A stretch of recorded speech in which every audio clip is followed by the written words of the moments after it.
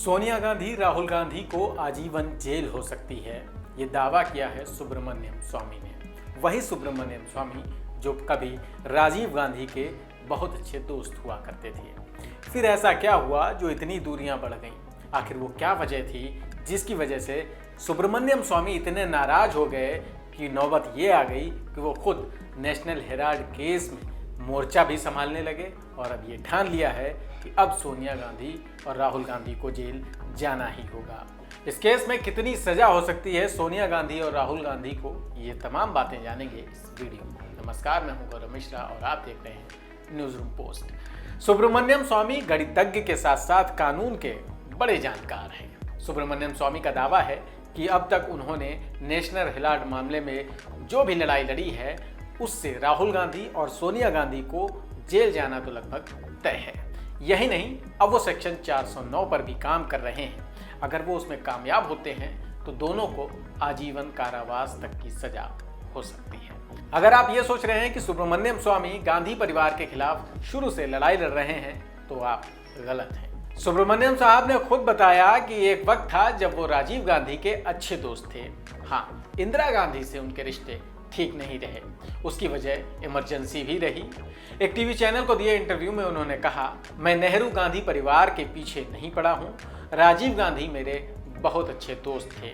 इंदिरा गांधी से भी मेरी नाराजगी इमरजेंसी को लेकर थी। इसके अलावा दूसरा वो मुद्दा था जब 1972 में वो IIT दिल्ली में नौकरी कर रहे थे तो कम्युनिस्टों का साथ इंदिरा गांधी ने दिया। नतीजा ये हुआ कि उन्हें नौकरी गंवानी पड़ी। वो इसके खिलाफ अदालत में गए और 1991 में अदालत का फैसला स्वामी के पक्ष में आया था। वो एक दिन के लिए IIT गए थे और इसके बाद ही उन्होंने अपना इस्तीफा दे दिया था।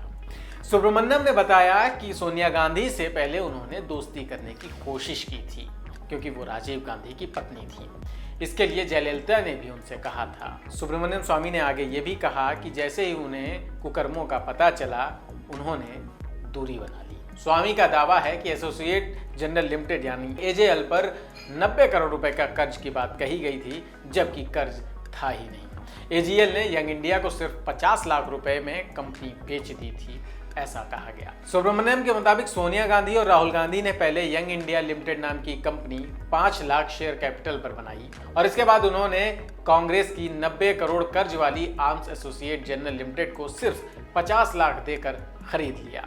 इनका दावा है कि AJL में कुछ नहीं बचा है, सिर्फ कर्ज है, फिर भी हम 50 लाख देकर खरीद रहे हैं। इस तरह AJL के ज्यादातर शेयर्स राहुल और सोनिया के पास आ गए।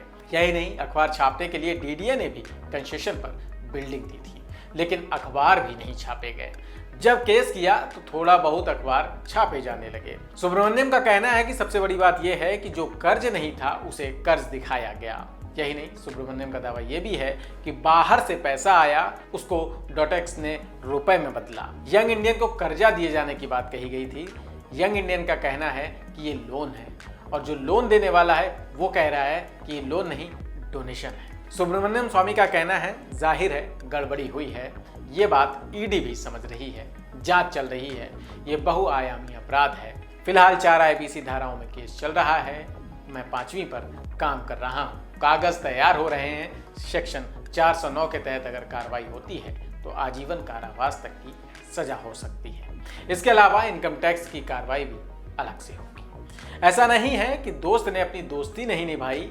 स्वामी ने बोफोर्स कांड के दौरान जब वो सदन में गए तो ये सार्वजनिक तौर पर पहले कह चुके हैं कि राजीव गांधी ने कोई भी पैसा नहीं लिया है। एक इंटरव्यू में स्वामी ने यह भी दावा किया था कि वो राजीव गांधी के साथ घंटों वक्त बिताया करते थे, उनके बारे में वो सब कुछ जानते थे। वहीं अब नेशनल हेराल्ड मामले में राजीव गांधी के कभी दोस्त रहे सुब्रमण्यम स्वामी जी जान से लगे हैं कि सोनिया गांधी और राहुल गांधी तो अब जेल जाएंगे ही। तो ये थी सोनिया गांधी, राहुल गांधी और सुब्रमण्यम स्वामी और राजीव गांधी के रिश्तों के बारे में जानकारी भरा वीडियो। इस वीडियो में इतना ही। आपको ये वीडियो कैसा लगा कमेंट सेक्शन में लिखकर ज़रूर बताइएगा। चैनल को सब्सक्राइब कर लीजिएगा। फिर मिलेंगे, नमस्कार।